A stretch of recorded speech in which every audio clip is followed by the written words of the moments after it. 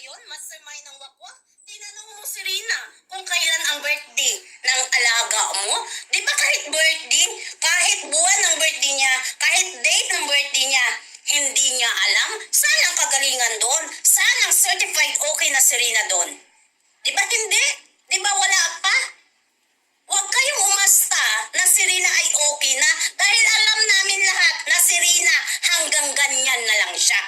Naiintindihan nyo? Sige, ilabas nyo ang resulta para mapapatunayan ninyo na Ano, Kanor?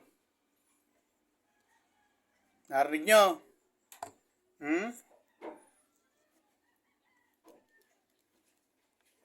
At natin masilaw. Ano? Narinig nyo? Ha? Roda? Kanor? Katandem nyo? Sino nagsasabi ngayon ng totoo sa inyo? Sino ngayon ang papaniwalaan? Itong si Kunyang o kayo? Kaya sagutin nyo to. Pwedeng sagutin nyo, pwedeng hindi. Ngayon, ano totoo? Gumaling ba si Reyna sa kalingap? O hindi?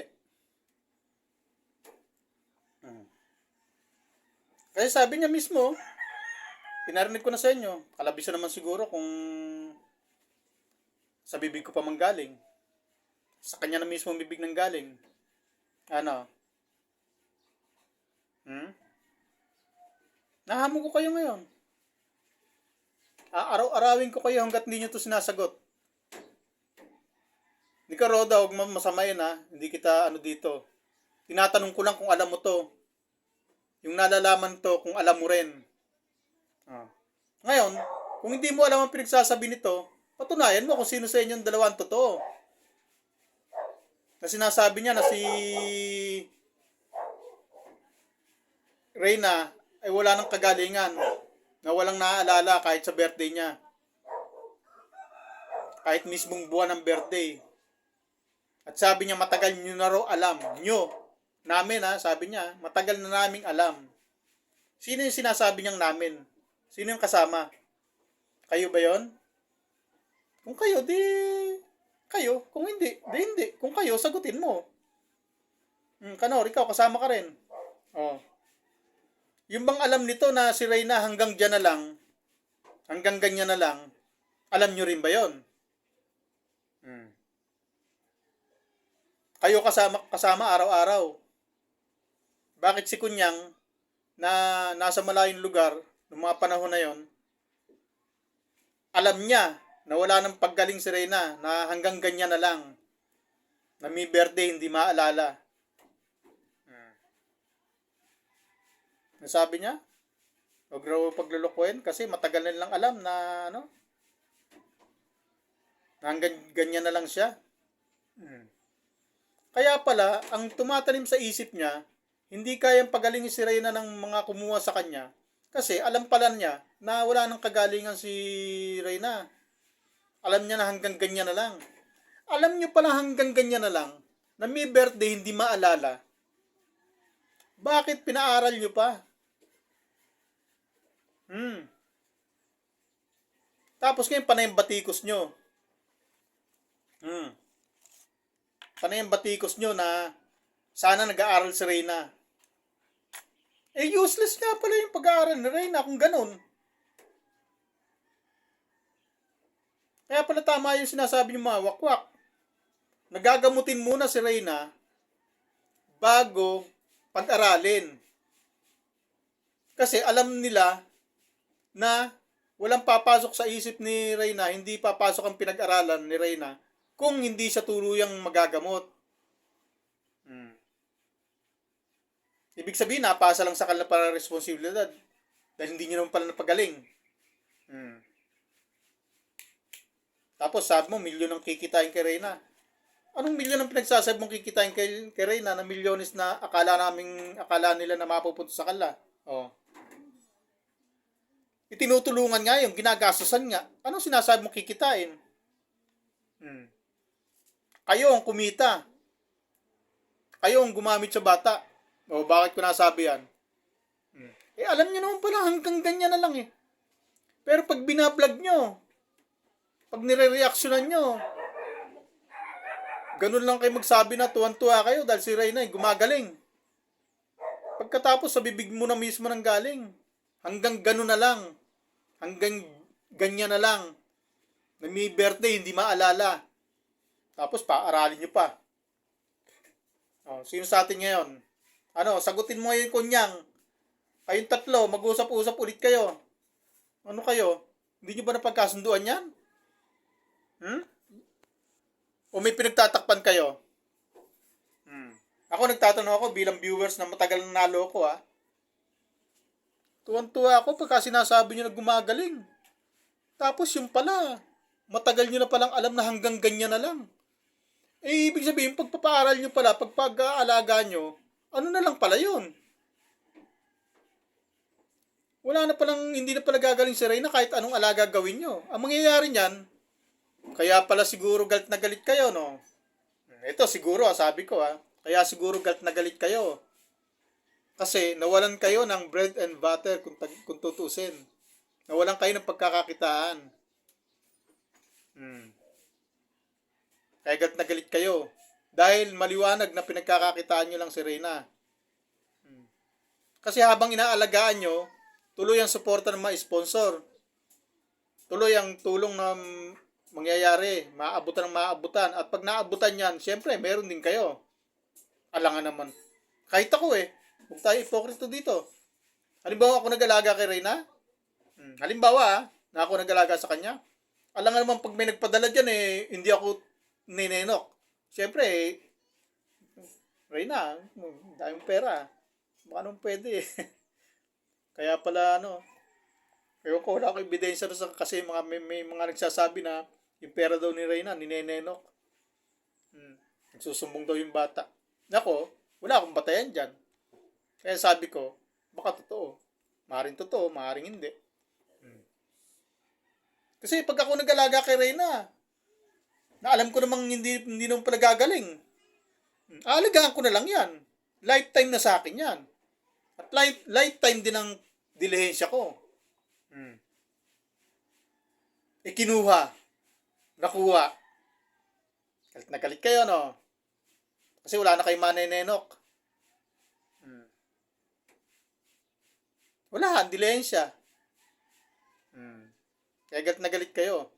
Kasi kung tutuusin, kung hindi nyo pinagkakakitaan yan, ganito mangyayari dyan ganito senaryo dyan Maaring ganito, no?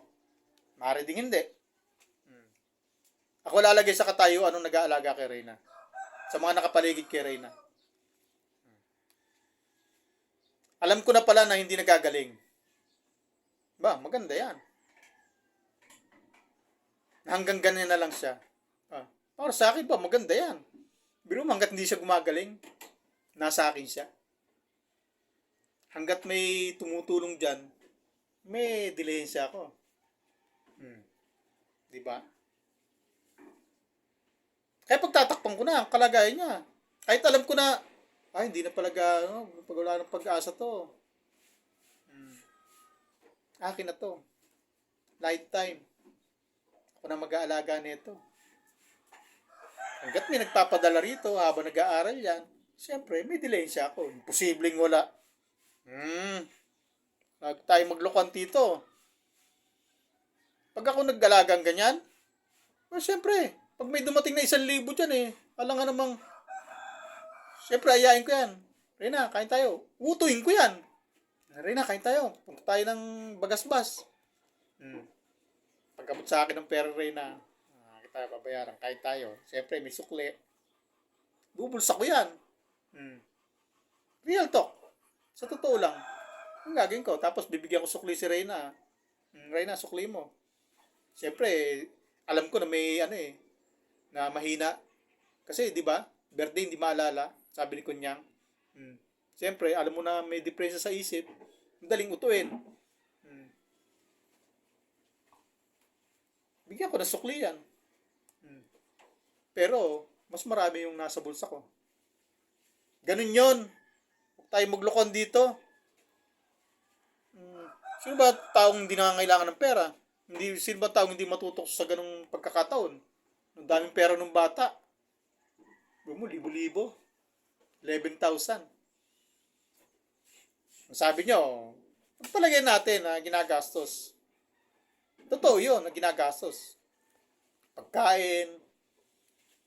Eh di ba sabi naman ni Kalinga Prab, beneficiary niyan binibigyan din niya ng allowance yan. Oh, di ba? Bukod pa sa bigay ng sponsor. Siyempre, ang Kalingap nagbibigay din dyan. Nagsusuporta rin yan pagka walang pagkain yan.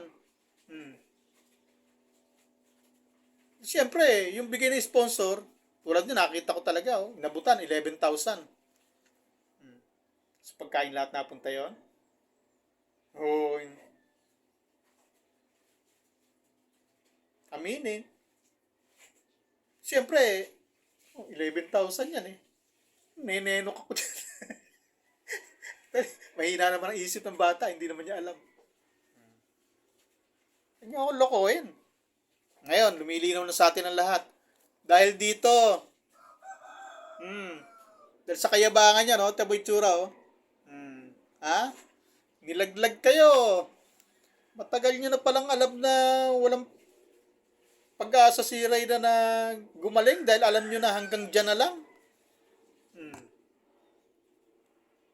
Kaya pala lakas ng loob nyo ni Kunyang na hanapan ng medical records Reyna.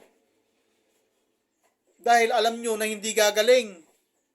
Oh. Pero pinapangalandakan nyo sa mga viewers, sa mga sponsor, na gumagaling. Hindi na nag-trigger.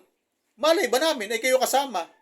Siyempre, kung ano lang yung iba-vlog nyo, kung ano lang yung sinasabi nyo, yun lang ang malalaman namin. At tulad din sa kalagayan ni Reyna ngayon, hindi rin namin alam kung anong tunay na kalagayan doon. Kasi hindi naman namin nasusubaybayan yun. Nagbibigay lang ng update. Minsan kumakanta, naglalakad, pero hindi namin subaybay.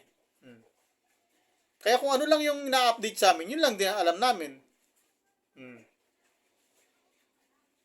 Siguro, yung sigurado, totoo na kung ano man ang nangyayari kay Reyna doon, sa ngayon, pag nag-update si Melanie, siyempre, totoo sasabihin nun. Pag sinabi na kailangan ni Reyna ng ganon. Kasi siya nakakaalam, siya ang magulang. Pagkakitaan man niya yan, magkapera man siya yan, okay lang. Pag pamilya yan. Kayo, nagalit kayo, no? Hindi kayo makamove on, no? Wala dilensya nyo, no? Wala nang manenenok, no? Ano ngayon? Roda? Tinatanong ko lang naman kayo. Roda? Alam nyo ba yung nalalaman ba ni Kunyang, alam nyo rin? Kung alam nyo, bakit hindi nyo nirekta sa mga sponsor? Sa mga viewers ng Kalingap? So, sa mga Kalingap mismo? Kasi kayong nandyan, kayong nakakaalam. Bakit ito alam nito na walang pag-asa si Reyna? Bakit alam nito na hanggang ganyan na lang? Kayo, hindi nyo alam. Patunayan nyo ngayon na hindi nyo alam. Patunayan nyo na alam nyo gagaling si Reyna, na ginagamot yan. At pag napatunayan nyo yan, malinaw na siya ang sinungaling. Ngayon, sino sa inyo sinungaling? Sino sa grupo nyo? Dinadawit kayo nito Hindi ko maalam kung sino dinadawit ito kasi matagal na naming alam. Kayo ba yon? Ang Kalingap ba yon? Tatanong lang. Pwede nyo sagutin, pwedeng hindi. Pero hanggat hindi nyo sinasagot, aaraw-arawin ko tanongin sa inyo yan. Ito bang sinasabi ni Kunyang na wala ng pag-asang gumaling si Reyna, na hanggang ganyan na lang si Reyna, na may birthday, hindi alam? Alam nyo. Kasi kayong kasama niya araw-araw. Ang alam ba nito at ang alam nyo ay pareho? O gumagawa lang ng kwento to? Nasagutin nyo. Kasi mismo sa bibig mo, Roda, nanggaling, hindi na nag-trigger. Diba? Bye-bye. Next time ulit.